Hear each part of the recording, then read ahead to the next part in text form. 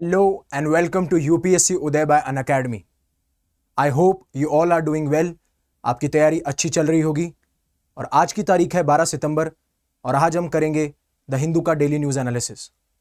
जो भी relevant articles हैं प्रीलिम्स पर्सपेक्टिव से और मेंस पर्सपेक्टिव से वो मैंने इन स्लाइड्स में इनकॉर्पोरेट किए हैं और जिन भी एडिटोरियल्स में ऐसा लगेगा मुझे जहाँ पे आपकी बेसिक अंडरस्टैंडिंग होना बहुत ज़रूरी है तो हम वहाँ पे बेसिक से ही बात करेंगे, चाहे से उस एस्पेक्ट को एडिटोरियल में मेंशन किया गया है या नहीं किया गया।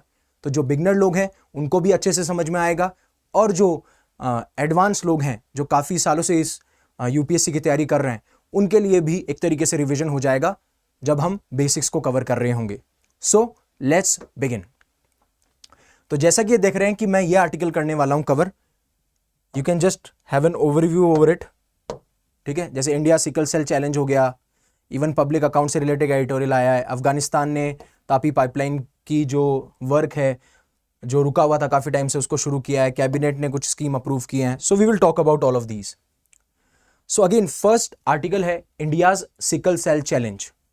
तो अगेन इसमें कुछ बेसिक मेंशन किया गया है सिकल सेल के बारे में, लेकिन हम इस आर्टिकल को कॉम्प्रहेंसिवली अंडरस्टैंड करने से पहले हम ये जानेंगे कि सिकल सेल होता क्या है। तो सिकल सेल जो है वो एक जेनेटिकली डिसऑर्डर है। ठीक है, जेनेटिक डिसऑर्डर है। जेनेटिक डिसऑर्डर का मतलब है कि जीन्स में कुछ ऐसे म्यूटेशंस होना, जीन्स में कुछ ऐसे चेंजेस होना जिसकी वजह से जो इंडिविजुअल है या फिर जो पेशेंट है जो इस डिजीज से अफेक्टेड है उसमें एक डिसऑर्डर डेवलप हो जाता है। और सबसे इंपॉर्टेंट बात यह है कि एक इनहेरिटेड डिसऑर्डर है। इनहेरिटेड डिसऑर्डर का मतलब जो भी हमारे पास्ट एंसेस्टर्स रहे हुए हैं या फिर हमारे पेरेंट्स हैं उनके थ्रू ये जो डिजीज है हमें मिलती है। तो जीन्स के लेवल पे एक डिसऑर्डर हो रहा है जो कि इनहेरिटेड है, जो कि हमारे पास्ट जनरेशन से या फिर हमारे पेरेंट्स से हमें मिल रहा है। अब इस डिसऑर्डर में होता क्या है कि जो हमारे रेड ब्लड सेल्स होते हैं उसमें एक हीमोग्लोबिन नाम का एक प्रोटीन पाया जाता है। वो हीमोग्लोबिन जो है वो रिस्पॉन्सिबल होता है जो भी ऑक्सीजन को कैरी करना हो लंग्स से लेकर, वो कैरी करता है लंग्स से आपके टिश्यूज में, आपके ऑर्गन्स में, और जो कार्बन डाइऑक्साइड है उसको टिश्यूज और ऑर्गन से लेके लंग्स तक ले जाता है जिससे कि आप कार्बन डाइऑक्साइड को एक्सहेल कर सके। तो इस तरीके से जो आरबीसी में हीमोग्लोबिन होता है वो काम करता है। अब इस वजह से में होता क्या है कि यहां पे जो हीमोग्लोबिन है वो उस तरीके से काम नहीं कर पाता इफेक्टिवली जिस तरीके से उसको नॉर्मल एक अगर इंडिविजुअल हो तो जहां पे काम करे। और इसी वजह से जो हमारे सेल होते हैं उनकी शेप एक डिस्क शेप होती है। लेकिन जब सिकल सेल आपको होगा तो आपकी जो सेल की शेप होगी वो कुछ इस तरीके से हो जाएगी, सिकल की शेप में।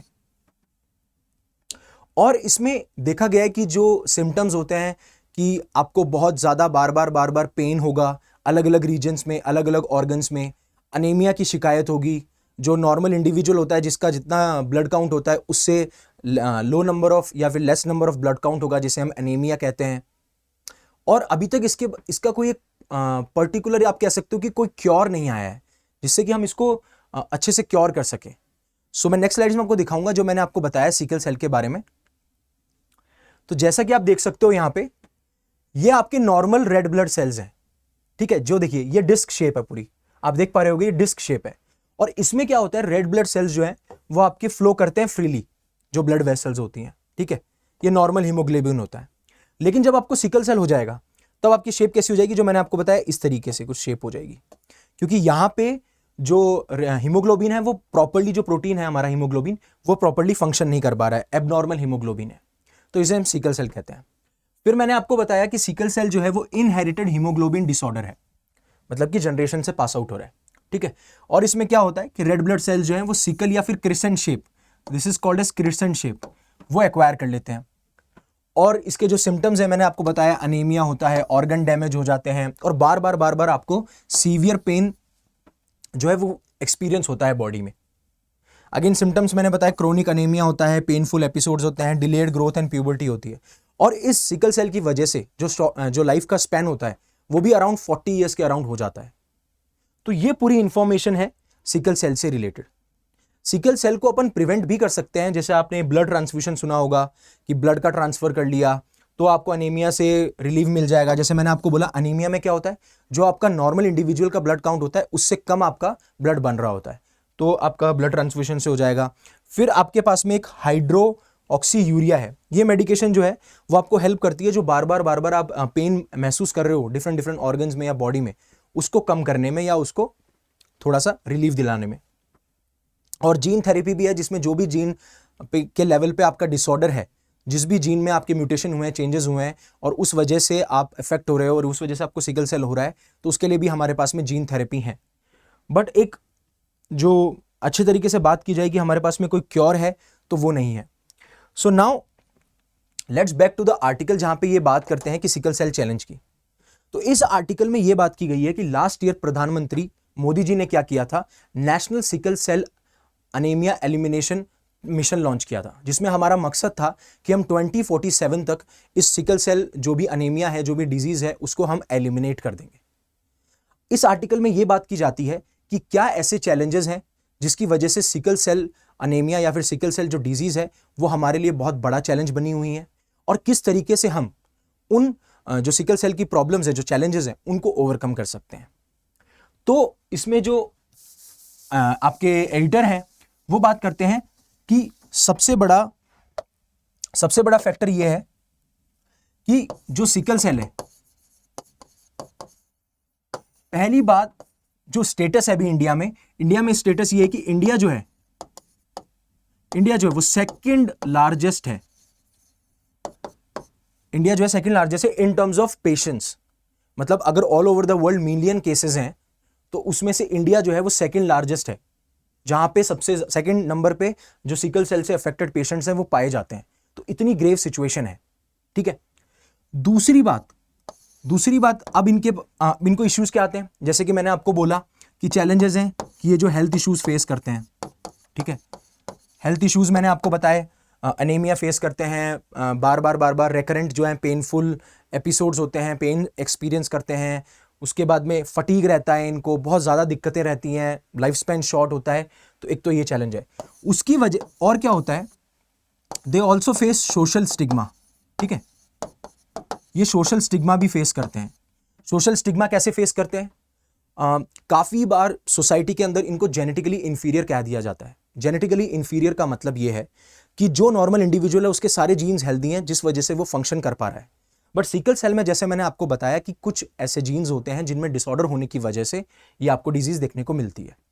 और इसी वजह से मैंने जैसे आपको बताया कि इनको जेनेटिकली इंफीरियर बोल दिया जाता है, ठीक है। इन्हें साथ साथ में गॉड्स कर्स भी बोल दिया जाता है कि ये तो भगवान का अभिशाप है आपके ऊपर। तो ये जो है सोशल स्टिग्मा भी फेस करते हैं। अब सोशल स्टिग्मा के बाद में बात करें तो जो इनके मैरिज और जो इनके सोशल प्रोस्पेक्ट्स होते हैं, वो भी डिमिनिश हो जाते हैं। क्योंकि कोई अगर इंडिविजुअल बीमार है जिसका शॉर्ट स्पैन छोटा है, तो ऑब्वियस सी बात है सोसाइटी में जो मैरिज का एस्पेक्ट होगा वो तो रिड्यूस हो जाएगा, बिकॉज सबको पता है कि इसका ऑन एन एवरेज जो है वो 40 साल तक ही जिएगा। और सोशल प्रोस्पेक्ट जो मैंने आपको बोला, जिस तरीके से वो सोशल स्टिग्मा फेस कर रहे हैं, उसकी वजह से उनका जो सोशल प्रोस्पेक्ट होता है वो भी फिनिश हो जाता है। और अगला जो इसका सबसे बड़ा चैलेंज ये है कि जो 18% मतलब जितने भी लोग इस बीमारी से अफेक्टेड हैं, उसमें से सिर्फ 18% ऐसे लोग हैं जो इफेक्टिवली इसका जो ट्रीटमेंट है वो कंसिस्टेंटली ले रहे हैं। सिर्फ 18% लोग हैं, 18% ऑफ द टोटल पेशेंट्स, ठीक है। अब इसमें सबसे बड़ा चैलेंज क्या आता है, एक होती है आपकी स्क्रीनिंग, जिसमें आपको आइडेंटिफाई करना होता है कि मतलब कौन कौन से इंडिविजुअल्स हैं जो इफेक्टेड हैं। फिर होता है डायग्नोसिंग, कि हम ये पता लगाएं कि किसको कौन सी बीमारी है, क्या इनको वो बीमारी है कि नहीं है। स्क्रीनिंग में जितने नंबर ऑफ लोग ज्यादा स्क्रीनिंग में आएंगे तभी हम डायग्नोस कर पाएंगे। जब हम डायग्नोस कर पाएंगे तभी हम फिल्टर आउट कर पाएंगे कि किसको ट्रीटमेंट की जरूरत है, राइट, किसको ट्रीटमेंट की जरूरत है। लेकिन हो क्या रहा है, हो ये रहा है कि मोस्ट ऑफ द पेशेंट्स हैं, ठीक है, मोस्ट ऑफ द पेशेंट्स वो ड्रॉप आउट कर जा रहे हैं इस स्क्रीनिंग, डायग्नोसिंग और ट्रीटमेंट वाले फेज से। या तो ज्यादातर लोग रिपोर्ट ही नहीं कर रहे हैं, आ ही नहीं रहे हैं पब्लिक हेल्थ इंस्टीट्यूशंस में, जो हमारे हेल्थ इंफ्रास्ट्रक्चर, जो हमारे हॉस्पिटल्स हैं, जब आएंगे ही नहीं तो डायग्नोस क्या होगा, डायग्नोस नहीं होगा तो ट्रीटमेंट क्या होगा। तो अलग अलग लेवल पे पेशेंट जो है वो ड्रॉप आउट कर जा रहे हैं। तो ये भी सबसे बड़ा चैलेंज है, राइट। तो ये सारे चैलेंजेस आपने देख लिए। उसके बाद में अगर आप स्क्रीनिंग भी कर लो, डायग्नोस भी कर लो, ट्रीटमेंट भी कर लो, ट्रीटमेंट भी आपको पता चल जाए, तो लोग क्या कर रहे हैं, उस ट्रीटमेंट से अडहेर नहीं कर रहे हैं, उस ट्रीटमेंट को अडहेर नहीं कर रहे हैं, कभी कर लिया कभी नहीं किया। और इस ट्रीटमेंट को अडहेर ना करना या ट्रीटमेंट को फॉलो ना करना कंसिस्टेंटली, उसके पीछे मेन रीजन ये है कि जो हमारे पब्लिक हेल्थ इंस्टीट्यूशंस हैं, जो हमारे हॉस्पिटल्स हैं, वो जो पेशेंट्स हैं उनके पास में लोकेटेड नहीं है, कुछ काफी दूर लोकेटेड हैं, कभी 100 किलोमीटर, कभी 200 किलोमीटर। तो उस वजह से भी जो इंडिविजुअल अफेक्टेड है, जो पेशेंट है, वो पब्लिक हेल्थ इंस्टीट्यूशन पे कंसिस्टेंटली नहीं जा पाता। और मोस्टली इंडिया में सबसे बड़ा मेजर इशू ये है कि ये ट्राइबल एरियाज में भी फैला हुआ है। जैसे कि आप ट्राइबल एरिया देख सकते हो, मध्य प्रदेश, झारखंड, उड़ीसा, यहां पे भी। तो इस तरीके से ये सारे चैलेंजेस हम फेस करते हैं। तो अब हमारा वे अहेड क्या रहेगा कि हम ऐसा क्या करें जिससे कि ये जो प्रॉब्लम है वो सॉल्व हो जाए। तो जिस तरीके से मैंने आपको बताया, आप सोचिए एक बार, जिस तरीके से मैंने आपको बताया क्या क्या इश्यूज थे। तो पहला आपका है कि जो सोशल स्टिग्मा है, जो सोशल स्टिग्मा है उसको आपको ओवरकम करना पड़ेगा, उसको आपको ओवरकम करना पड़ेगा। अब आप इस सोशल स्टिग्मा को ओवरकम कैसे करोगे? जब आप पब्लिक को अवेयर करोगे, जब आप मास लेवल पे अवेयरनेस कैंपेन चलाओगे, जैसे कि सोशल मीडिया साइट्स है, इंस्टाग्राम पे चलाइए, फेसबुक पे चलाइए, व्हाट्सएप पे चलाइए, यूट्यूब पे चलाइए। यहां पे जब तक आप मासेस को अवेयर नहीं करोगे कि एक जेनेटिक डिसऑर्डर है, किसी का इसमें हाथ नहीं होता, कोई इंडिविजुअल रिस्पॉन्सिबल नहीं होता, जेनेटिकली ये ट्रांसफर हो जाती है, तो यहां से आप जब अवेयर करोगे तो सोशल स्टिग्मा दूर होगा। जितना ज्यादा लोगों को पता चलेगा, जैसा कि हमने किया था HIV के अंदर, जैसा हम करते हैं पोलियो के अंदर, राइट। दूसरा एस्पेक्ट, अब हमने बात करी सोशल स्टिग्मा की, दूसरा एस्पेक्ट है आप पब्लिक हेल्थ इंस्टीट्यूशन को स्ट्रेंथन कीजिए।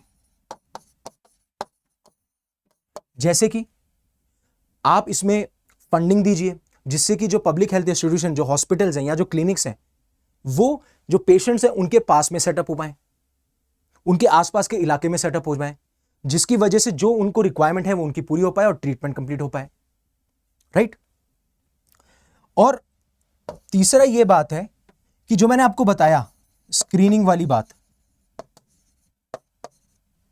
या फिर टेस्टिंग वाली, डायग्नोसिंग वाली बात या टेस्टिंग वाली बात, और आपकी ट्रीटमेंट वाली बात। तो अगर किसी को ट्रीटमेंट मिल गया, तो अगर पब्लिक हेल्थ इंस्टीट्यूशन स्ट्रेंथेंड है तो ट्रीटमेंट कंटिन्यूअस रहेगा। अब आप स्क्रीनिंग कैसे इंश्योर करोगे? आपको भी पता है कि ये जेनेटिकली डिसऑर्डर है, पास्ट जनरेशन से आ रही है, तो जितने भी न्यूबॉर्न बेबी आ रहे हैं उनकी आप स्क्रीनिंग कीजिए कंपल्सरी कि उनको क्या क्या डिजीजेस हैं जो जेनेटिक से हो सकती हैं। और उसके बाद में तो वैक्सीनेशन चलते ही रहते हैं डिफरेंट डिफरेंट डिजीजेस के लिए, तो उनको तो हम ओवरकम कर ही लेंगे। लेकिन जब न्यूबॉर्न बेबी होता, जब नया बच्चा पैदा होगा या न्यूबॉर्न होगा, तो जब हम उसकी स्क्रीनिंग कर लेंगे तो हमें पता चल जाएगा कि उसको है कि नहीं है। तो हमने सोशल स्टिग्मा की बात कर ली, हमने पब्लिक हेल्थ इंस्टीट्यूशन को स्ट्रेंथन करने की बात कर ली, हमने स्क्रीनिंग, टेस्टिंग और ट्रीटमेंट को किस तरीके से अडेयर करना है उसके लिए बात कर ली। तो ये सारी जो चीजें हैं वो इंपॉर्टेंट है और इस तरीके से ही हम इसको ओवरकम कर सकते हैं, ठीक है।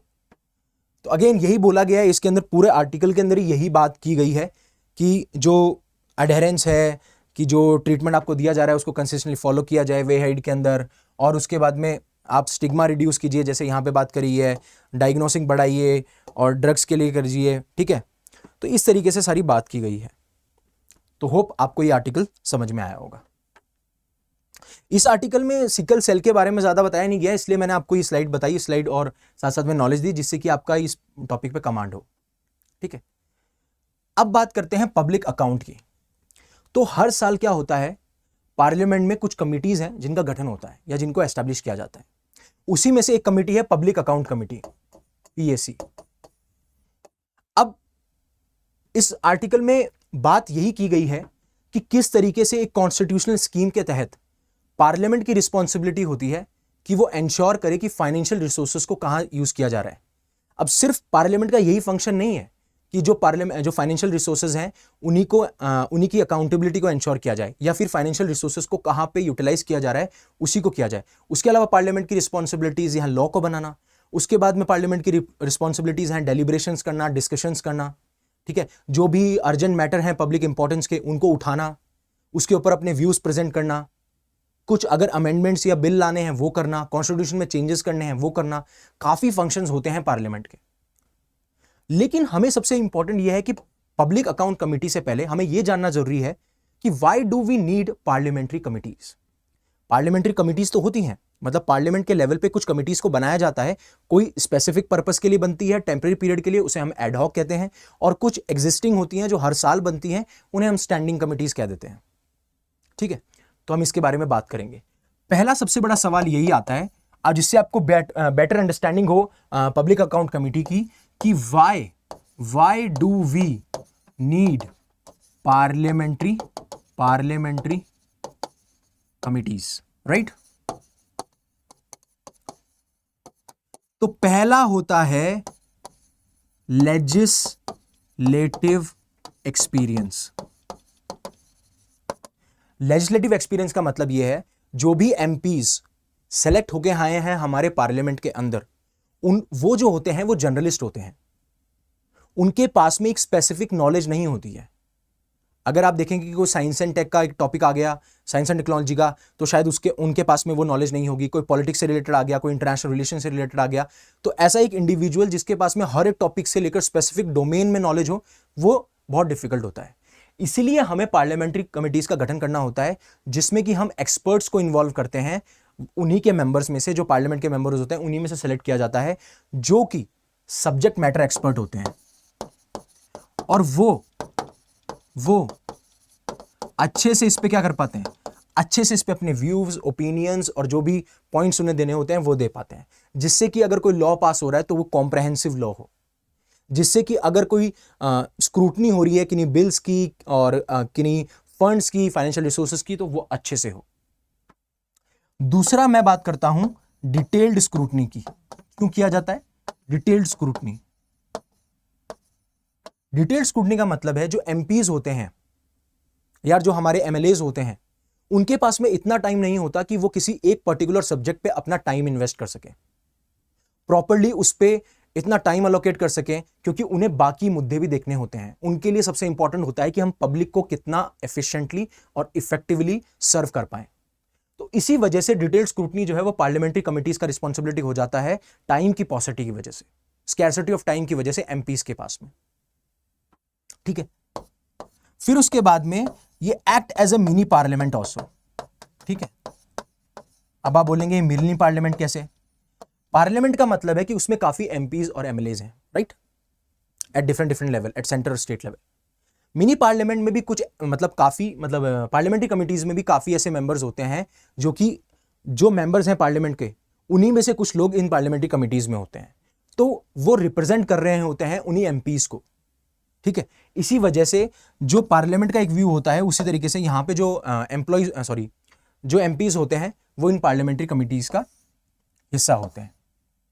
तो होप आपको समझ में आएगा, जैसे लेजिस्लेटिव एक्सपीरियंस की बात करी हो, डिटेल्ड स्क्रूटनी की बात करी हो, मिनी पार्लियामेंट की बात करी हो, और सबसे इंपॉर्टेंट बोलोगे कि it checks on the government. ठीक है, गवर्नमेंट पे चेक लगाती है। जैसे कि मैंने आपको बोला, कुछ कमिटीज होंगी जो ये देखेंगे कि फाइनेंशियल रिसोर्सेज को अच्छे से यूटिलाइज किया गया है कि नहीं किया गया। कुछ देखेंगी जो बिल्स बने हैं, उन बिल्स में कोई ऐसे कॉन्ट्रोवर्शियल प्रोविजंस तो नहीं है, बिल कॉम्प्रहेंसिवली तो नहीं है, सारे जितने भी अपने लोग हैं इंक्लूसिव तो है ना, बाकी सारे जितने भी लोग हैं उनको इंक्लूड तो करता है ना, क्या ऐसे चेंजेस हैं जो हम रिकमेंड कर सकते हैं, अगर गवर्नमेंट कुछ ऐसे स्टेप्स ले रही हैं जो सही नहीं है पब्लिक के हिसाब से, तो उनको कैसे हम एलिमिनेट या रिमूव कर सकते हैं। तो ये सारी चीजें हमें देखने को मिलती हैं। होप अब आपको समझ में आया होगा कि हमें पार्लियामेंट्री कमिटीज की क्यों जरूरत है। और इस आर्टिकल में स्पेसिफिकली पब्लिक अकाउंट कमिटी की बात की गई है कि किस तरीके से जो कॉन्स्टिट्यूशनल स्कीम में फाइनेंशियल रिसोर्सेज की जो रिस्पॉन्सिबिलिटी होती है, मतलब अकाउंटेबिलिटी होती है एग्जीक्यूटिव की, इंश्योर की जाती है उनकी अकाउंटेबिलिटीज को। And when it comes to financial resources, जैसे कि अगर कोई भी टैक्स इंपोज करना होगा तो आपको उसके लिए एक लेजिस्लेशन चाहिए। अगर आपको पैसा लेना है, अगर आपको पैसा चाहिए, ठीक है, एक्सपेंडिचर के लिए, तो वो आपको बिल पास कराना पड़ेगा थ्रू एप्रोप्रिएशन बिल। इसी तरीके से कैग भी ऑडिट करता है ना, काफ़ी रेवेन्यूज किस तरीके से हुआ, एक्सपेंडिचर किस तरीके से हुआ। तो अब हम बात करते हैं पब्लिक अकाउंट कमेटी की। तो पब्लिक अकाउंट कमेटी को 1921 में एस्टेब्लिश किया गया था on the basis of 1919 Montagu Chelmsford reforms. ये आपका 1919 का एक्ट आया था, उसके बाद में 1921 में पब्लिक अकाउंट कमेटी को एस्टेब्लिश किया गया। अब पब्लिक अकाउंट कमेटी जो होती है उसमें होते हैं 22 मेंबर्स, ठीक है, जिसमें से 15 मेंबर्स आते हैं आपके लोकसभा से, ठीक है, 7 मेंबर्स आते हैं आपके राज्यसभा से, और इनके चेयरमैन को इलेक्ट किया जाता है लोकसभा के स्पीकर के द्वारा। और अगर ये 15 जो मेंबर्स आ रहे हैं लोकसभा के, ये कहां से आ रहे हैं? ये आ रहे हैं आपके लोकसभा के मेंबर्स में से ही, जिनको लोकसभा का चेयरपर्सन सेलेक्ट कर रहा है। ये 7 मेंबर राज्यसभा से आ रहे हैं, जिनको सेलेक्ट कर रहे हैं आपके राज्यसभा के चेयरमैन, ठीक है। तो ये आपको समझ में आया कि किस तरीके से इस आर्टिकल में बात की गई है कि अभी पब्लिक अकाउंट कमेटी को हमने कॉन्स्टिट्यूट किया है और उसकी कुछ कुछ रिस्पॉन्सिबिलिटीज होती हैं, और जो पॉलिटिकल एंगल है उसको आप इग्नोर कर दीजिए, इतना मैटर नहीं करता इसके अंदर। पब्लिक अकाउंट कमेटी ज़्यादा मैटर करती है और उसी के बारे में इन्होंने बात की गई है। तो अब हम थोड़ा सा डिटेल में जान लेते हैं। जैसे मैंने आपको बताया कि पार्लियामेंट्री कमिटीज़ जो होती हैं, ठीक है, अब यहाँ पे फाइनेंशियल कमिटीज़ हैं, जो ये कमिटीज़ जिनका फंक्शन क्या है, फाइनेंशियल रिसोर्सेज से रिलेटेड। मैं जिस तो पब्लिक अकाउंट कमेटी क्या हुई, फाइनेंशियल कमेटी हुई, ऐसे ही एस्टीमेट कमेटी हुई। अब आप मुझको बताइएगा कि एस्टीमेट कमेटी में कितने मेंबर्स होते हैं कमेंट सेक्शन में, और साथ साथ में मेरे को ये भी बताइएगा कि क्या इसमें सिर्फ एक ही हाउस के मेंबर होते हैं या दोनों हाउस के मेंबर होते हैं, राइट। फिर पीएसयूज के लिए भी होती है कि उनके रिसोर्सेज को देखना, उनके फाइनेंशियल रिसोर्स देखना कि जो उनको पैसा अलॉट किया गया था, क्या उन्होंने उसी पैसे को विजडमफुली या प्रूडेंटली उसको यूज़ किया है कि नहीं किया, यूटिलाइज किया है कि नहीं किया। अगेन स्टैंडिंग कमिटीज़ होती हैं, जैसे कि कमिटीज़ होगी रेलवेज में, हेल्थ में। कुछ एडहॉक्स और सेलेक्ट कमिटीज़ होती हैं। एडहॉक कमिटीज़ मतलब कुछ स्पेसिफिक पर्पस या टेम्पररी पर्पस के लिए उनको सेटअप किया जाता है, राइट। और कुछ एडमिनिस्ट्रेटिव कमिटीज़ होती हैं कि किस तरीके से जो एडमिनिस्ट्रेशन है, मैनेजमेंट है, वो चलना चाहिए पार्लियामेंट के अंदर। जैसे एक बिजनेस एडवाइजरी कमेटी हो गई, रूल्स कमेटी हो गई, प्रिविलेजेस कमेटी हो गई। ये सारा ओवरव्यू है।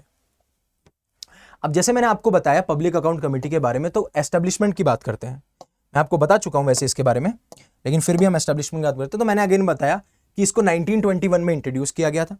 फर्स्ट इसका मेंशन था गवर्नमेंट ऑफ इंडिया एक्ट 1919 के अंदर। और जो पब्लिक अकाउंट कमेटी है उसको एस्टेब्लिश किया जाता है rule 308 rules of procedure and conduct of business in Lok Sabha, ठीक है। और बाद में ये चेयरमैन है कमेटी का, वो अपॉइंट किया जाता है स्पीकर ऑफ लोकसभा, जैसे मैं आपको बता चुका हूं, ठीक है। और सबसे इंपॉर्टेंट बात है, पब्लिक अकाउंट कमिटीज या जो मेजरली कमिटीज हैं वो बाइंडिंग इन नेचर नहीं होती कि अगर उन्होंने कोई रिकमेंडेशन दे दिया तो वो सरकार को मानना ही पड़ेगा, ऐसा नहीं है। वो होता है एडवाइजरी इन नेचर, ठीक है, वो होता है एडवाइजरी इन नेचर, ठीक है। तो वही बात है, मैंने बताया कि 22 मेंबर्स होते हैं, 15 मेंबर लोकसभा से होते हैं, 7 मेंबर वहां से होते हैं। और सबसे बड़ी बात ये भी है, इस चीज में मेंशन किया है, जो इनका टर्म होता है वो 1 ईयर ओनली होता है, ठीक है। इसीलिए अभी इसको अगेन कॉन्स्टिट्यूट किया गया है। अब आप बात करेंगे कि इसका पर्पस क्या है।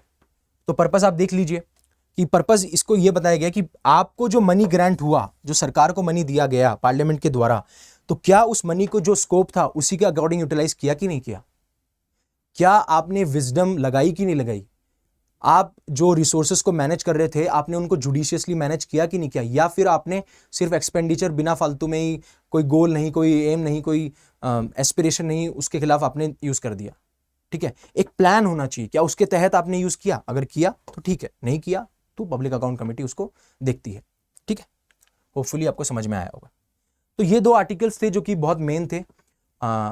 उसके अलावा एक आर्टिकल था बांग्लादेश की सिचुएशन से रिलेटेड, किस तरीके से बांग्लादेश की सिचुएशन अनफोल्ड हो रही है और जो उसका इफेक्ट क्या होगा इंडिया के ऊपर। इतना ज़्यादा इंपॉर्टेंट नहीं था, क्योंकि बस ये है कि इंडिया एंड इट्स नेबरहुड आपके GS2 के पेपर में इंटरनेशनल रिलेशन के एस्पेक्ट में आता है और काफ़ी बार वो कवर भी हो चुका है, तो it's not that much relevant. और एक चाइनीज़ इकोनॉमी का भी बात की गई थी कि जब इकोनॉमी को आप डिसेंट्रलाइज कर दोगे, मतलब एट द Tier 2 और Tier 3 लेवल, तो किस तरीके से इकोनॉमी बिहेव करती है। तो वो चाइनीज़ जो गवर्नमेंट है या चाइनीज़ जो आपकी बोल सकते हो इकोनॉमी है, उसके बारे में बात की गई थी। That is also not relevant that much. Hope you won't waste time on those articles.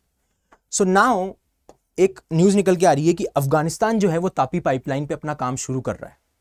अभी हुआ क्या कि अफगानिस्तान के कुछ डिग्निटरीज हैं, तो वो तुर्कमेनिस्तान गए, जहां पे ये सेलिब्रेशन किया जा रहा था, क्योंकि तापी स्टैंड्स फॉर, एक बार मैं बता देता हूं, Tapi stands for what? Tapi stands for Turkmenistan, Afghanistan, Pakistan and India. तो तुर्कमेनिस्तान में जो इसका एक जो पोर्शन था, या फिर बोल सकते हो कि तुर्कमेनिस्तान जहां से ये शुरू होनी थी, और ये जो गैस पाइपलाइन है, ठीक है, it is a natural gas pipeline, natural gas pipeline, जिसे हम पीस पाइपलाइन भी कहते हैं, रिमेंबर दैट, ठीक है, it is a peace pipeline also. तो उसका जो तुर्कमेनिस्तान में जो इसका कंस्ट्रक्शन था या जो वर्क चल रहा था वो कंप्लीट हो चुका था, उसको सेलिब्रेट करने के लिए अफगानिस्तान के डिग्निटरीज गए, और अब अफगानिस्तान के डिग्निटरीज कहा है कि हम भी अपना काम जो है वो शुरू करेंगे, बिगिन करेंगे। अब दिक्कत ये हो रही थी कि जिस तरीके से अफगानिस्तान जो कंट्री है उसकी जो स्टेबिलिटी है, कन्फ्लिक्ट की वजह से, जो पहले गवर्नमेंट और तालिबान के बीच में इश्यूज रहते थे, और जिस तरीके से तालिबान ने इसको ऑक्यूपाई कर लिया था, तो उस वजह से काफ़ी डिले हो रहा था इस तापी पाइपलाइन के अंदर, ठीक है, जैसा कि इसके अंदर मेंशन किया गया है। बट अब ये तापी पाइपलाइन जो है वो चालू होने वाली है। तो मैंने आपको बताया कि Tapi stands for what? Natural gas pipeline है, ठीक है, और इसमें आप क्या करोगे? नेचुरल गैस को एक्सट्रैक्ट करोगे, नेचुरल गैस को एक्सट्रैक्ट करोगे, ठीक है, ये वाली बात है। इसको जो है 2010 में लॉन्च किया गया था, एक इंटर गवर्नमेंटल एग्रीमेंट हुआ था, इंटर गवर्नमेंटल मतलब गवर्नमेंट्स के बीच में एक एग्रीमेंट हुआ था, आप देख सकते हो तापी, ठीक है, तो ये एग्रीमेंट आपका इंटर गवर्नमेंटल एग्रीमेंट हुआ था। और ये जो है इसमें होगा क्या कि करीबन 33 बिलियन क्यूबिक मीटर जो गैस है उसको ट्रांसफर किया जाएगा। अगेन ये जो मैंने बताया TAPI की वजह से। अब इससे जो भी तुर्कमेनिस्तान से जो भी गैस आ रही है, ऑब्वियसली बात है तुर्कमेनिस्तान को जो बूस्ट मिलेगा, इसकी जो इकोनॉमी को बूस्ट मिलेगा, एक तो वो है, ठीक है, प्लस जो रिलेशंस हैं वो भी स्ट्रेंथन होंगे, राइट। और जो हमारी रिक्वायरमेंट है, मतलब अलग अलग नेशंस की रिक्वायरमेंट है, तो जो इंडिया की रिक्वायरमेंट है कि हम फ्यूल की सिक्योरिटी को इंश्योर करें, तो वो भी आ जाएगी। क्योंकि अभी आपको पता है कि हम कोल से जितना इलेक्ट्रिसिटी या फ्यूल यूज करते हैं, दैट इज अराउंड 60%, और धीरे धीरे हम रिन्यूएबल एनर्जी की तरफ भी मूव करते जा रहे हैं, तो उस एस्पेक्ट में भी ये बहुत इंपॉर्टेंट स्टेप है। तो एक बार मैं आपको मैप पे दिखा देता हूं कि किस तरीके से जो तापी है वो जहां से निकलती है, एक गैल्कनिश गैस फील्ड है, वहां से ये ओरिजिनेट होती है, ठीक है। तो ये आप देख सकते हो ट्रांस अफगानिस्तान पाइपलाइन, या फिर बोल सकते हो Afghanistan pipeline, natural gas pipeline है। तो अब ये देखोगे यहां पे गैल्कनिश गैस फील्ड है, तो यूपीएससी पूछ सकता है प्लेसेस इन न्यूज में गैल्कनिश गैस फील्ड कहां पे है, तो it is in Turkmenistan, remember that, it is in Turkmenistan, ठीक है। उसी के हिसाब से फिर ये गैल्कनिश गैस फील्ड से हेरात में आएगी, हेरात कौन सा जगह है? अफगानिस्तान में है। फिर कंधार कहाँ है? कंधार भी अफगानिस्तान में है। फिर आएगा क्वेटा और मुल्तान, ये कहाँ पे है? ये पाकिस्तान में है। और फिर उसके बाद में फजिल्का, ये फजिल्का अपना इंडिया के अंदर है। तो आपको ये चीज़ दिमाग में रखनी है, ठीक है। अब थोड़ा सा अपन इसकी डिटेल में बात कर लेते हैं। अगेन जैसे मैंने आपको बताया कि तापी पाइपलाइन को हम क्या बोलते हैं? हम बोलते हैं पीस पाइपलाइन, ठीक है। और ये 1814 किलोमीटर नेचुरल गैस पाइपलाइन है जो कि तुर्कमेनिस्तान से ओरिजिनेट होती है, फिर बाद में अफगानिस्तान पाकिस्तान से होते हुए इंडिया आती है। अब इसका मकसद ये है कि हम मोनेटाइज करें तुर्कमेनिस्तान के गैस रिजर्व्स को, मतलब जो तुर्कमेनिस्तान में गैस रिजर्व्स हैं, जो वहां पे गैस एज अ रिसोर्स है, उसको मोनेटाइज करना। ऑब्वियसली बात है, तभी मैंने आपको बोला कि it will boost their economy, ठीक है। अगर मोनेटाइज नहीं करेंगे तो इकोनॉमी कैसे बूस्ट करेगी, राइट। और साथ साथ में supply to the neighbouring countries, जिससे कि नेचुरल गैस का प्रमोशन भी हो सके और रिलेशंस भी स्ट्रेंथन हो चुके। और मैंने आपको बोला कि ये एक इंटर गवर्नमेंटल एग्रीमेंट है, प्रोजेक्ट है, जो कि तापी पाइपलाइन कंपनी के द्वारा किया गया, एक कंसोर्टियम है जिसमें जो अपने चारों नेशंस हैं उनके डिफरेंट एजेंसीज हैं, उन्होंने मिलके इस पाइपलाइन को क्या नाम है, एग्रीमेंट को साइन किया। और हमारी तरफ से है gas authority of India and Indian oil, ठीक है। तो बस इसमें इतना ही इंपॉर्टेंट है।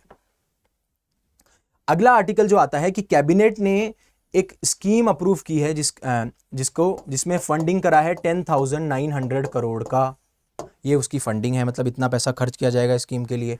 और स्कीम का मकसद है कि ई मोबिलिटी पुश, मतलब इलेक्ट्रिक व्हीकल्स की जो मोबिलिटी है या फिर जो उनका अडॉप्शन है उसको बढ़ाया जाए। जो इंडियन मासेस हैं उनके लिए कुछ ऐसे इंसेंटिव्स, कुछ ऐसे ऑफर्स लाए जाएं जिससे कि हमारा जो ई मोबिलिटी पुश है वो इंक्रीज हो। अब इस स्कीम का नाम क्या है? और आगे ना एक और आर्टिकल था कि इंडियन ईवी मार्केट जो है it is going to be $120 billion by 2030, right. So by 2030 it is going to be $120 billion. तो नाउ यू कैन मतलब रियलाइज कि कितना इंपॉर्टेंट हो जाता है इलेक्ट्रिक व्हीकल्स का जो इंफ्रास्ट्रक्चर है, या फिर जो उनका अडॉप्शन है, या फिर जो उनकी मोबिलिटी है, उसको इंश्योर करना। तो जो ये पीएम ई ड्राइव स्कीम है, इसका मकसद जो है वो ये है कि एक तो हम इनेबल करें प्रोक्योरमेंट ऑफ बसेस। कौन C buses? E buses, right. अब अगर हम बसेस को प्रोक्योरमेंट करेंगे तो होगा क्या होगा बताइए मुझे। मीन्स ऑफ ट्रांसपोर्ट डेवलप होगा, ऐसा मीन्स ऑफ ट्रांसपोर्ट जो कि इको फ्रेंडली है, जिससे फ्यूल नहीं निकलता, तो it will help in mass mobility, ठीक है। दूसरा यह है कि अराउंड 72,000 इलेक्ट्रिक व्हीकल्स के लिए इंफ्रास्ट्रक्चर सेटअप किया जा रहा है। जैसे कि आपके पेट्रोल्स के लिए पेट्रोल पंप सेटअप किए जा रहे हैं, वैसे इलेक्ट्रिक व्हीकल्स के लिए चार्जिंग स्टेशंस को सेटअप किया जाएगा। इस चार्जिंग इंफ्रास्ट्रक्चर की वजह से जो लोगों में एक एंग्जाइटी होती है कि हम क्यों टू व्हीलर लें, हम उनको कहाँ चार्ज करेंगे, अगर हम हाईवे पे हैं तो हम अपनी कार को कहाँ चार्ज करेंगे, इस तरीके की जो भी एंग्जाइटी रहती है, इस तरीके की जो भी इश्यूज उनको फेस करने पड़ते हैं, उसके लिए लाई गई है, जिससे कि इलेक्ट्रिक व्हीकल जो है उनका अडॉप्शन हो सके, लोग उनको ज़्यादा से ज़्यादा खरीद सकें। Hope you have get it, ठीक है। तो इसी आर्टिकल में सिर्फ यही बात की गई है। और इसके बेनिफिट्स क्या हो सकते हैं, मैंने अभी बताया कि अभी लॉन्च की है पीएम ई ड्राइव स्कीम। तो it is called as cabinet approves, तो it is called as PM electric drive revolution in innovative vehicle enhancement, ठीक है। इसमें आपको जो मैंने बजट बताया इतना है, और साथ साथ में कितने साल के लिए, ये सिर्फ है 2 साल के लिए, ठीक है। बाकी बाद में देखते हैं। और इसमें मैंने आपको बताया कि क्या क्या बेनिफिट्स हो सकते हैं। अब अगेन मास मोबिलिटी हो जाएगी, बहुत सारे लोग जो हैं वो ज़्यादा ट्रैवल कर पाएंगे, ठीक है, मीन्स ऑफ पब्लिक ट्रांसपोर्टेशन से। फिर मैंने आपको बताया कि ये जो चीज़ है क्या करेगी, ये चीज़ एक्सपर्टाइट कर देगी, मतलब तेज़ी से लोग जो हैं उसको अडॉप्ट करने पर लग जाएंगे, क्योंकि आपने इंसेंटिव्स ऑफर कर दिए, आपने ईवी का इंफ्रास्ट्रक्चर सेटअप कर दिया, राइट। तो ये सारी चीज़ें हो जाएंगी। और फिर मैंने आपको बताया कि जब आप फ्यूल की जगह, जैसे कि आपका पेट्रोल हो गया, गैसोलीन फ्यूल्स हो गए, उनकी जगह अगर आप ईवी है तो एनवायरमेंटल पॉल्यूशन भी रिड्यूस कर दोगे, और जो एयर की क्वालिटी है वो भी इंप्रूव हो जाएगी। एंड अगेन एम्प्लॉयमेंट जनरेशन तो होना ही है, बिकॉज इलेक्ट्रिक व्हीकल्स के लिए आपको जो बैटरी चाहिए, उसके लिए आप क्या करोगे, उसके लिए आप मैन्युफैक्चरिंग इंडस्ट्रीज़ को सेटअप करोगे। मैन्युफैक्चरिंग इंडस्ट्रीज़ को सेटअप करने के लिए आपको लोग चाहिए होंगे वहाँ पे काम करने के लिए, तो एम्प्लॉयमेंट जनरेट होंगी। और फ्यूल सिक्योरिटी तो मैं आपको बता चुका हूँ, क्योंकि जैसे जैसे हम कम रिलाई करेंगे कोल पे या फिर किसी और मीडियम पे जिससे पॉल्यूशन होता है, और हम रिन्यूएबल एनर्जी की तरफ जिस तरह मूव कर रहे हैं, हम जिस तरीके से ईवी का अडॉप्शन कर रहे हैं, तो हम फ्यूल वाइज सिक्योर हो पाएंगे। हम किसी और नेशन पर डिपेंड नहीं करेंगे, जिस तरीके से आज हम ऑयल को इम्पोर्ट करते हैं। Hope you got it. Then again there was a news कि centre gives clearance for mission Mausam, ठीक है। तो सेंटर ने जो है मिशन मौसम के लिए क्लियरेंस दे दी है। अब ये मिशन मौसम है क्या? मिशन मौसम है कि जो हमारी इंडियन वेदर सर्विसेज हैं, ठीक है, इंडियन वेदर सर्विसेज हैं, उनको इंप्रूव कर सके या फिर उनको एनहेंस कर सके, प्लस जो हमारी क्लाइमेट रिलेटेड रिसर्च है उसको भी एनहेंस कर सके, ठीक है। तो आपने काफ़ी बार सुना होगा या फिर काफ़ी बार एक्सपीरियंस किया होगा कि कई बार हमारा जो इंडियन वेदर फोरकास्टिंग सिस्टम होता है वो ये प्रेडिक्ट करता है कि अभी बारिश होगी, लेकिन शायद कभी कभी बारिश नहीं होती है। और कभी कभी वो जो नेचुरल कैलेमिटीज़ हैं उनको भी प्रेडिक्ट करने में थोड़ा लेट हो जाते हैं। तो ये मिशन मौसम जो है वो हमारी जो भी इंडियन वेदर सर्विसेज है उनको स्ट्रेंथन करेगा। जो भी हमारी क्लाइमेट रिलेटेड रिसर्च है कि ग्लोबल वार्मिंग क्यों हो रही है, किस तरीके से हो रही है, कहाँ कहाँ हो रही है, हम कौन से ऐसे स्टेप्स ले सकते हैं, उसको भी स्ट्रेंथन करेगा। अब इंपॉर्टेंट ये भी हो जाता है कि ये मिशन मौसम किसके तहत लॉन्च किया गया है, कौन सी मिनिस्ट्री है? It is ministry of earth sciences, ठीक है। कौन सी मिनिस्ट्री है? Ministry of earth sciences. Hope you get it, ठीक है।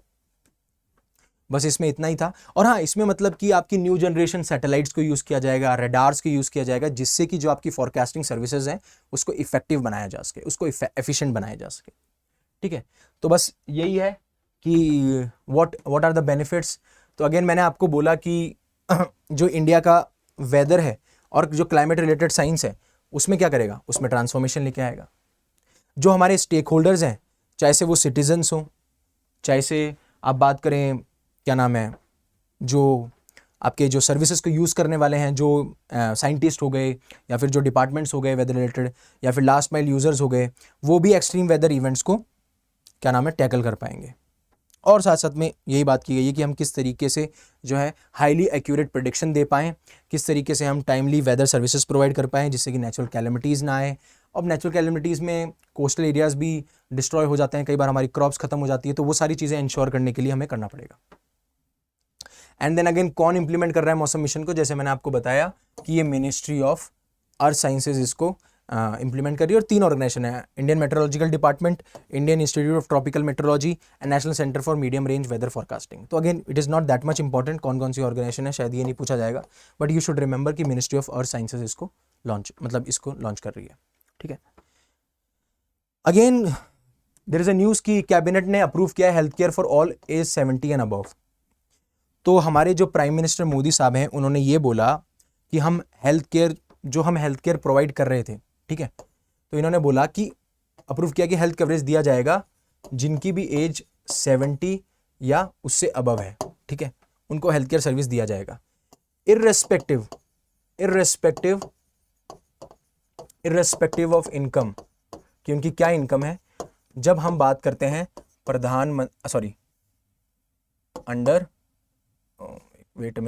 अंडर आयुष्मान भारत प्रधानमंत्री जन आरोग्य योजना के तहत, राइट, वेट अ सेकंड, हाँ, आयुष्मान भारत प्रधानमंत्री आरोग्य योजना के तहत। अब इसके फीचर जानने से पहले आपको ये जानना पड़ेगा कि आयुष्मान भारत प्रधानमंत्री जन आरोग्य योजना है क्या। अब ये जो है ये बोला जाता है कि वर्ल्ड की लार्जेस्ट हेल्थ इंश्योरेंस स्कीम है, जिसमें कि 5 लाख रुपीस पर ईयर दिया जाता है पर फैमिली, ध्यान रखना family not a particular individual, ठीक है, 5 lakh per year for family, किसके लिए? For secondary and tertiary hospitalisation, उसके लिए। अब इससे पहले कि आपको यह सोचना पड़े कि सेकेंडरी और टर्शरी हॉस्पिटलाइजेशन क्या होता है, उसके बारे में एक बार हम देख लेते हैं कि किस तरीके से हॉस्पिटलाइजेशन जो है वो प्राइमरी, सेकेंडरी, टर्शरी में बांटा गया है। प्राइमरी में ऐसा होता है कि जैसे आपको जुकाम हो गया, आपको सर दर्द हो गया, आपको नॉर्मल इंजरी हो गई और एक एक्यूट प्रॉब्लम जो ज़्यादा लंबे तक नहीं चलने वाली, तो उसके लिए जब आप किसी को रेफर करते हो किसी डॉक्टर को, तो उसे हम प्राइमरी कहते हैं, ठीक है, that is a primary hospitalisation, ठीक है, या फिर आप प्राइमरी केयर भी बोल सकते हो। सेकेंडरी में क्या होता है कि आपको स्पेशलाइज्ड डॉक्टर की ज़रूरत है, जैसे कि गायनेकोलॉजिस्ट हो गया, ऑन्कोलॉजिस्ट हो गया, कार्डियोलॉजिस्ट हो गया, न्यूरोलॉजिस्ट हो गया, इस तरीके की जब आपको स्पेशलिस्ट की ज़रूरत होती है, हेल्थ इश्यूज़ होते हैं और जो काफ़ी टाइम से चले आ रहे हैं, तो उसे हम सेकेंडरी केयर में बोलते हैं। टर्शरी केयर में ये होता है कि जब आपका हॉस्पिटलाइजेशन हो जाए और आपकी सर्जरी हो, ठीक है, ऑपरेशंस हो जिसमें आपको स्पेशलाइज्ड इक्विपमेंट या एक्सपर्टीज चाहिए, तो उसे हम टर्शरी केयर कहते हैं। तो अब क्या है, आपको बुखार हुई, आप डॉक्टर के पास गए, आपको उसने 200 रुपये की पर्ची काटी और बोला कि आपको बुखार है, ये 3 दिन की दवाई लो। तो क्या ये आयुष्मान भारत प्रधानमंत्री जन आरोग्य योजना में आएगा? नहीं आएगा। क्यों? क्योंकि हम यहाँ पे सिर्फ सेकेंडरी और टर्शरी केयर की बात कर रहे हैं। Hope you have understood the concept जिसकी मैं बात कर रहा हूँ। तो मैंने आपको बताया कि आयुष्मान भारत प्रधानमंत्री जन आरोग्य योजना जो है उसमें क्या किया जा रहा है, वो जो स्कीम है वो वर्ल्ड की पहले तो लार्ज हेल्थ इंश्योरेंस स्कीम है, 5 लाख पर ईयर पर फैमिली दिया जा रहा है, ठीक है, और इसका जो सिलेक्शन होता है वो सोशियो इकोनॉमिक कास्ट सेंसस के बेसिस पे होता है, जिसमें कुछ सोशियो इकोनॉमिक पैरामीटर्स होते हैं, उनके बेसिस पे ये सेलेक्ट किया जाता है कि कौन इसके लिए एलिजिबल है और कौन नहीं। एक बार हम प्रधानमंत्री आयुष योजनाओं को और अच्छे से जानने जाते हैं। तो अगेन मैंने आपको बोला कि ये वर्ल्ड की जो लार्जेस्ट हेल्थ इंश्योरेंस स्कीम है, ठीक है, पूरी गवर्नमेंट के द्वारा फाइनेंसेस है। 2018 में इसको लॉन्च किया गया था, जिसमें आपको 5 लाख पर ईयर पर फैमिली सेकेंडरी और टर्शरी केयर के लिए दिया जाता है। और इसमें बहुत सारी चीज़ें जैसे सर्जरी कवर हो गई, मेडिकल हो गया, या फिर आपको डायग्नोसिस भी कराना है तो वो भी हो गया। और ये जो है एंटाइटलमेंट बेस्ड है। एंटाइटलमेंट मीन्स मतलब there are certain people who are entitle for this, और वो जो डिपेंड करता है वो सोशियो इकोनॉमिक कास्ट बेसिस पे डिपेंड करता है। फंडिंग इसमें डिफरेंट है, कहीं पे 60-40 है, कहीं पे 90-10 है, इट डिपेंड्स अपॉन कि कौन से आप रीजन में लाई करते हैं, ठीक है।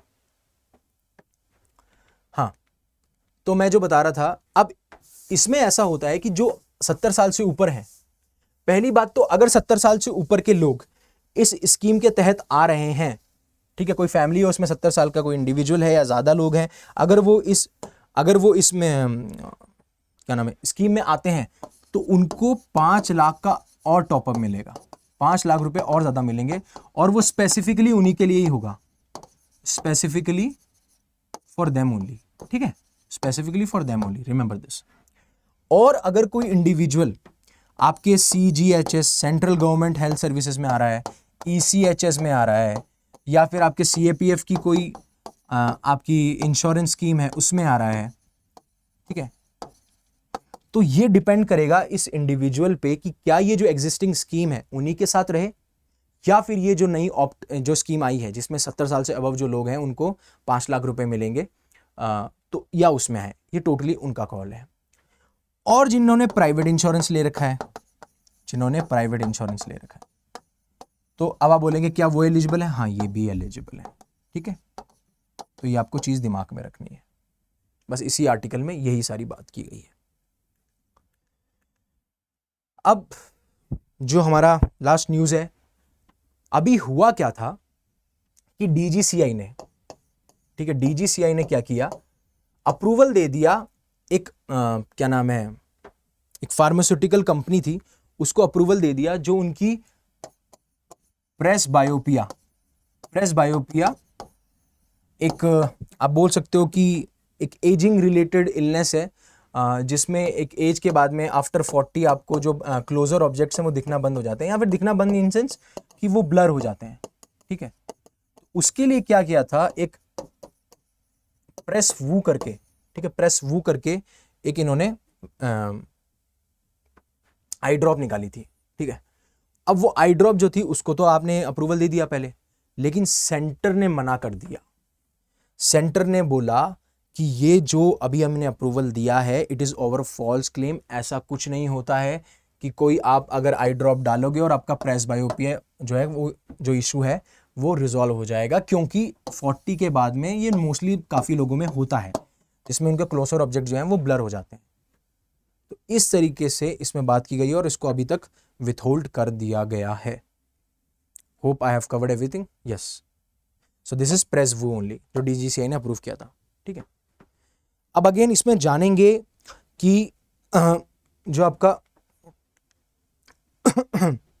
ये किसने सस्पेंड की परमिशन, सेंटर ने विड्रॉ तो किया लेकिन परमिशन किसने समझी, ये किया central drug standard control organisation ने, ठीक है, CDSCO, central drug standard control organisation किया ये।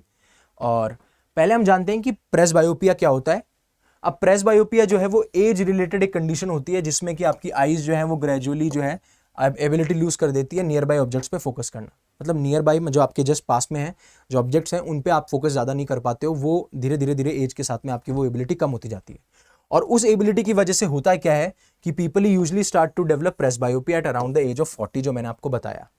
अगेन मतलब कि एक टेंडेंसी डेवलप हो जाती है कि जो matter editing material farther away to make the letters clear, क्योंकि अगर आप पास में रखोगे तो वो जो लेटर्स हैं वो आप क्लियर देख नहीं पा रहे हो, तो इसलिए लोग क्या करते हैं, ऐसे दूर देखते हैं। आपने देखा होगा जो बूढ़े लोग होते हैं 40, 45, 50 साल वाले, वो ऐसे ऐसे देखते हैं, तो वो इसलिए देखते हैं क्योंकि उनको कहीं ना कहीं प्रेसबायोपिया की शिकायत होती है। और जो उनको दिख भी रहा होता है नॉर्मल जो अपना विजन होता है विजन, उसमें भी आपको ब्लर्ड दिख रही होती हैं चीज़ें, ठीक है, और बहुत ज़्यादा आंखों पे स्ट्रेन आना और हेडेक होना, ये सारी चीज़ें आपको देखने को मिलती हैं, ठीक है। अब बात करते हैं कि कौन सी ऐसी ऑर्गेनाइजेशन है जो कि इसके लिए रिस्पॉन्सिबल है, central drug standard control organisation, ठीक है। तो ये जो ऑर्गेनाइजेशन है central drug standard control organisation, ये आपकी नेशनल रेगुलेटरी अथॉरिटी है, ठीक है। ये आपकी नेशनल रेगुलेटरी अथॉरिटी है जो कि इंडिया के लिए ये डिसाइड करती है कि कौन कौन सी मेडिकल डिवाइसेस इंडस्ट्री होनी चाहिए और वो किस तरीके से काम करनी चाहिए। तो ये आपका कौन डिसाइड कर रहा है, central drug standard control organisation, ठीक है। तो ये सारी चीजें ही करती है। अब ये कौन सी मिनिस्ट्री के अंदर आती है, आती है ministry of health and family welfare के अंदर। और इसके हेड कौन होते हैं, इसके हेड होते हैं drug controller general of India, again DGCI, ठीक है। लेकिन बाद में क्या किया, CDSCO ने इसका सस्पेंड कर दिया ओवर फॉल्स क्लेम। लोगों बोला, उसका हेडक्वार्टर न्यू दिल्ली में, बोला कि ये अनएथिकली प्रमोट कर रहे हैं, ऐसा कुछ होता नहीं है। काफ़ी डॉक्टर्स, काफ़ी एक्सपर्ट्स के भी सजेशन लिए गए। तो अब आगे देखते हैं कि क्या होता है। अब ये जो ऑर्गेनाइजेशन है किसके तहत रिस्पॉन्सिबल होती है, एक एक्ट होता है the drugs and cosmetics act, उसके तहत जो CDSCO है वो रिस्पॉन्सिबल होती है कि नए ड्रग्स का अप्रूवल देना, जो क्लिनिकल ट्रायल्स होते हैं जिसमें हम ये पता लगाते हैं कि कोई ड्रग काम कर रहा है कि नहीं कर रहा है, उसका अप्रूवल देना, ड्रग्स का क्या स्टैंडर्ड होना चाहिए उसके लिए आपको बताना, फिर जो हमने इंपोर्ट किए हैं ड्रग्स के उनकी क्या क्वालिटी होनी चाहिए उनके बारे में बात करना। तो ये सारी चीज़ें बात करते हैं और स्टेट अथॉरिटीज़ के साथ में ये मिलकर जॉइंटली रिस्पॉन्सिबल होती हैं। ठीक है, होप आपको जो भी एडिटोरियल मैंने पढ़ाए उसमें जो बेसिक्स कवर करवाने चाहिए थे वो मैंने कवर करवाए हैं। और हमेशा ऐसा ही होता है कि जो एडिटोरियल हम करवाएंगे उसमें कहीं भी रिक्वायरमेंट है, अगर एडिटोरियल खुद में ही पूरा कॉम्प्रहेंसिव है तो हम उस एडिटोरियल को पॉइंट फॉर्मेट में आपको बताएंगे और जो पॉइंट्स इंपॉर्टेंट होंगे। लेकिन अगर कोई आर्टिकल ऐसा है जिसमें आपकी बेसिक अंडरस्टैंडिंग होना जरूरी है उस पर्टिकुलर सब्जेक्ट से रिलेटेड, तो हम उसकी बेसिक से लेकर एडवांस तक की तैयारी करवाएंगे। ठीक है, सो होप आपको ये लेक्चर पसंद आया होगा। पसंद आया तो प्लीज़ आप लाइक कीजिए। अगर आपके कोई भी सजेशंस हैं, कोई भी क्रिटिसिज्म है, आप उसको कमेंट सेक्शन में लिखिए, जिससे कि जो भी क्रिटिसिज्म होगा मैं उसको अपने आने वाले लेक्चर्स में इनकॉर्पोरेट करूंगा। अगर जैसे ये लेक्चर आपकी लाइफ में वैल्यू ऐड कर रहा है उसी तरीके से किसी और की लाइफ में वैल्यू ऐड करें तो आप इसको शेयर कीजिए। और अगर आपको कंटिन्यूसली ऐसे डेली न्यूज़ एनालिसिस और बाकी जो लेक्चर्स हमारे चैनल पे अवेलेबल हैं वो चाहिए तो आप इस चैनल को सब्सक्राइब कीजिए। Thank you very much for listening to me. Hope you have a great day.